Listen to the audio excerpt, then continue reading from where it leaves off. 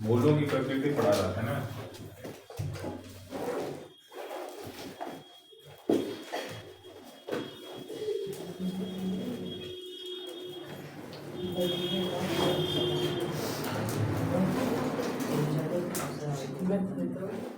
सही है। Formula x बराबर क्या होता है?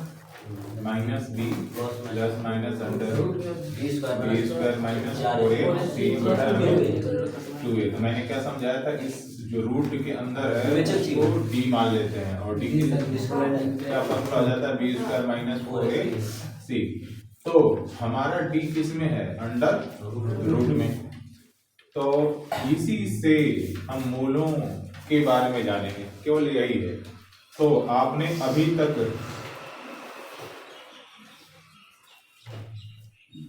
इसमें से किसका किसका वर्गमूल निकल जाएगा? 4 का भी निकल जाएगा, 0 का भी निकल जाएगा। ठीक है। तो दो कंडीशन, 0 ना तो पॉजिटिव होता है ना तो निगेटिव होता है। 4 पॉजिटिव है, -4 निगेटिव है। तो पॉजिटिव का और 0 का वर्गमूल निकल जाता है, पर कोई संख्या जो निगेटिव हो उसका वर्गमूल नहीं निकलता है। क्लियर एकदम? ठीक है। तो जिसका वर्गमूल न निकले, जैसे ऋणात्मक संख्या, ठीक है, भिन्न में भी न निकले किसी भी तरीके से, ये इसका हमने नियम कानून नहीं पढ़ रखा है, तो ये काल्पनिक संख्याएं कहलाती हैं। करनी के अंदर जो माइनस में रहती है वो कौन सी संख्या कहलाती है? काल्पनिक संख्या कहलाती है। ये दोनों क्या है? कौन सी संख्या क्या है? वास्तविक संख्या। सही है। इसका वर्गमूल निकालोगे तो क्या हो जाएगा? 2 हो जाएगा। ये क्या हो जाएगा? 0, है ना। इसका नहीं निकलेगा, जैसे है वैसे ही रह जाएगा। हाँ, बात की बात। तो ये है हमारी काल्पनिक संख्या, ये दोनों है मिलकर वास्तविक संख्या। क्लियर एकदम? तो हमारा d का जो मान आएगा, जरूरी तो नहीं कि केवल हमेशा प्लस ही है, माइनस में भी आ सकता है, कभी 0 भी आ सकता है, प्लस में भी आ सकता है। तीनों संभावनाएं हैं। तो हम तीनों संभावनाओं के अनुसार चलते हैं।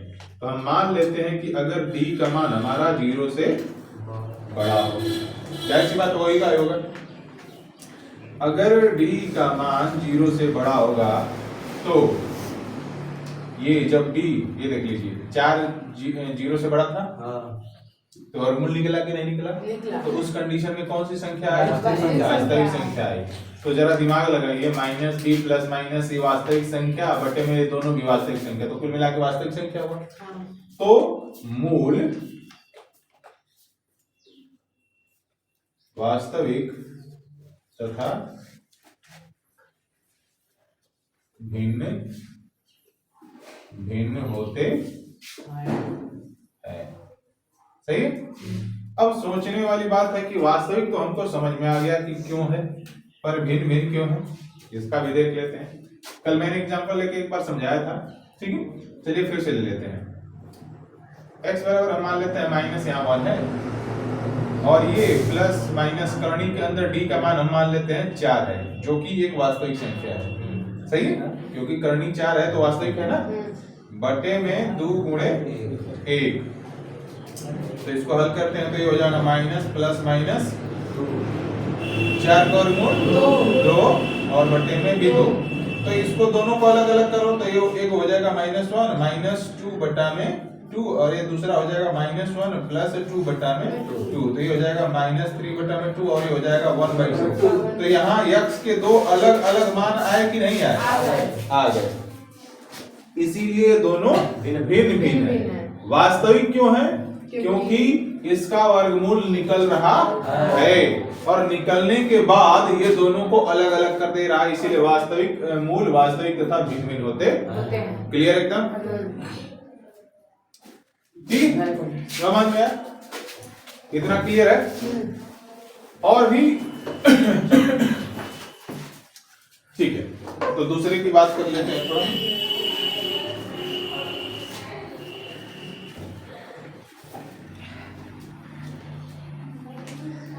दूसरा,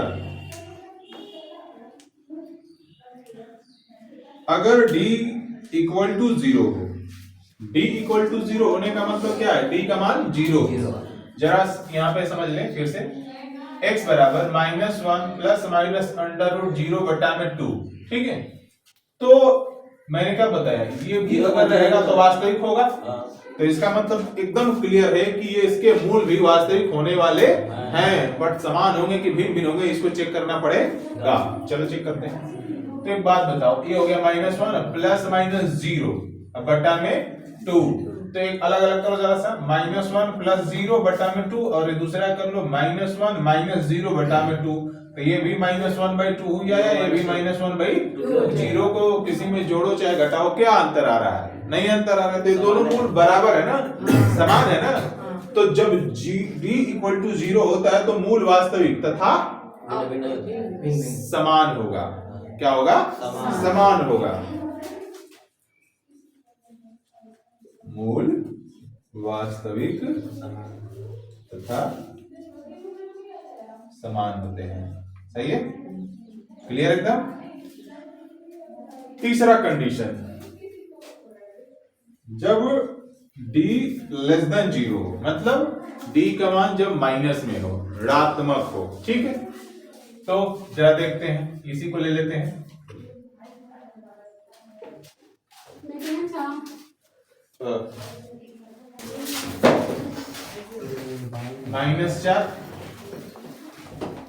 -4 का वर्गमूल निकलेगा, नहीं निकलेगा।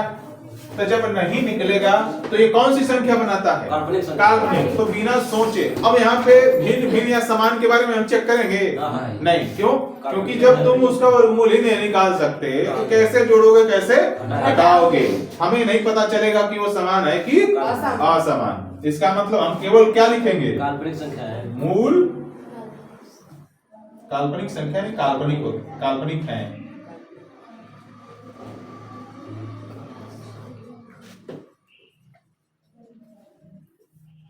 ठीक है, तीनों एकदम क्लियरली समझ में है। अब एक चीज जो थोड़ा सा बता दें, कब मूल वास्तविक होगा, कब समान होगा, कब भिन्न भिन्न होगा, कब काल्पनिक होगा। तीनों ढांचा एकदम क्लियर है, तत्ती का भी कंफ्यूजन नहीं, ठीक है।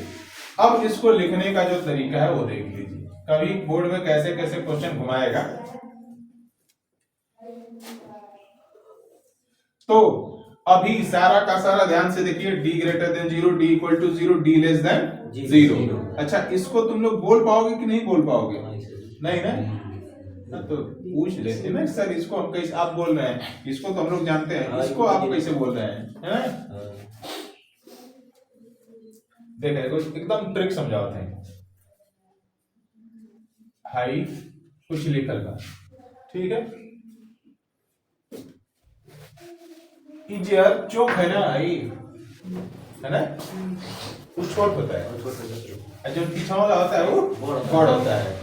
अब बताना, एकदम क्लियर है ना, कंफ्यूजन नहीं ना है, ठीक है। तो बताओ पढ़ते किधर से, इधर से कि इधर से, इधर से। तो यक्स का है, बड़ा है, वाई क्या है, तो क्या बोलेंगे, x greater than y, x y से बड़ है, बात खत्म। अब अगर इसको बोले ऐसे, ये दिया है तो यक्स से पढ़ना शुरू करेगा, ऐसा थोड़ी बोलेंगे वाई यक्स से बड़ा है। अब यहाँ देखो थोड़ा सा कर दो, एक ही बात दोनों में है, यहाँ भी यक्स ग्रेटर देन वाई है, तो तुम यहाँ ही नहीं बोलोगे कि वाई बड़ा है यक्स से, उल्टा हो जाएगा ना, तुम उल्टा पढ़ रहे हो।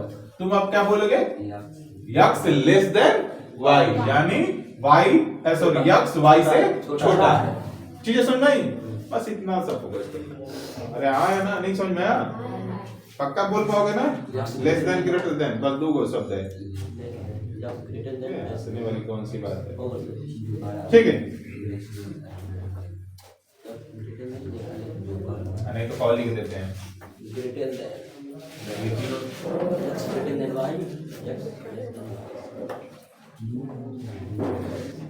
इसको क्या पढ़ेंगे, ग्रेटर देन, ग्रेटर देन नहीं, ग्रेटर देन, इसको क्या बोलेंगे, लेस देन। जब ये रहेगा तो ग्रेटर इक्वल टू,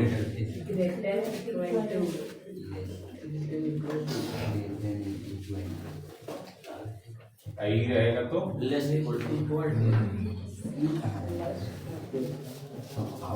सही है, लिख लेना इसको, छोड़ो। अब आ जाओ नीचे। तो हम d की बात कर रहे हैं, तो d किसके बराबर है? B square minus 4ac। कभी कभी क्या होता है ना कि इसको, इस चीजों को घुमा के भी पूछ लेता है। तो देखो कैसे पूछेगा।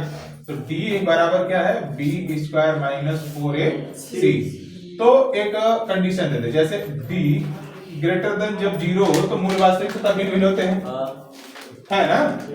बट अभी ऐसे नहीं देगा, कभी ऐसे कर लेगा। तो b square minus 4ac greater than 0, कभी भी मूल वास्तविक तथा भिन्न भिन्न होंगे। सही है।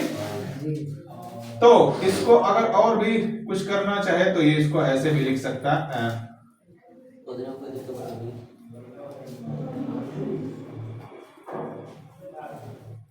इसमें मूल क्या होगा? भिन्न भिन्न वास्तविक होगा कि नहीं होगा? बोलो जल्दी से, जल्दी बोलो। ये मूल वास्तविक होगा कि नहीं होगा? जल्दी बोलो। पूरा करेगा, पूरा हो जाएगा। सही।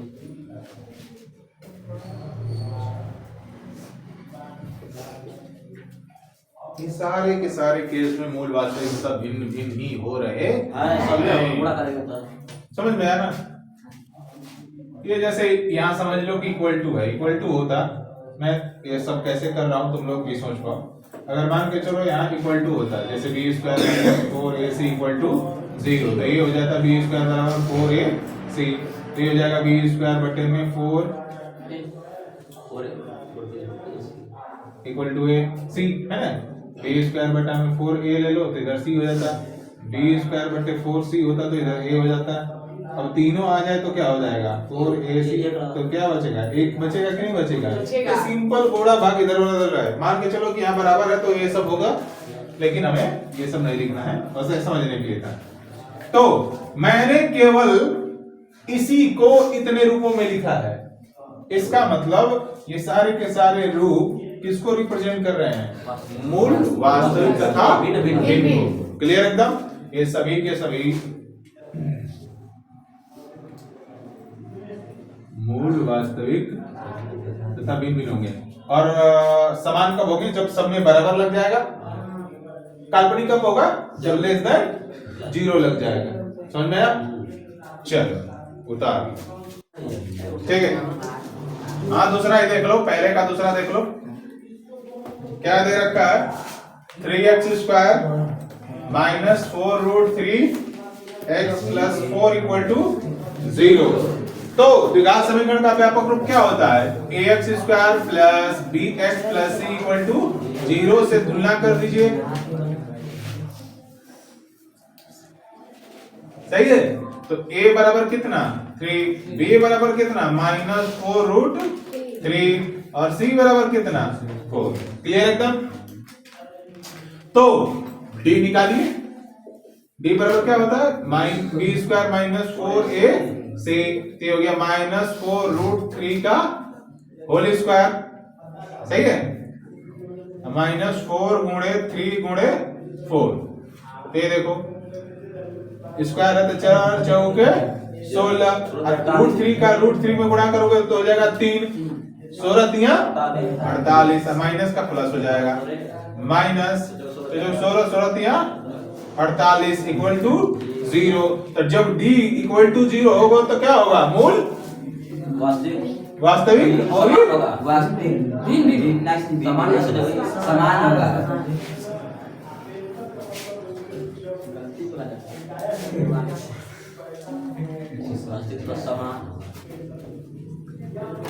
तो यहाँ पे मूलों का अस्तित्व होगा कि नहीं होगा?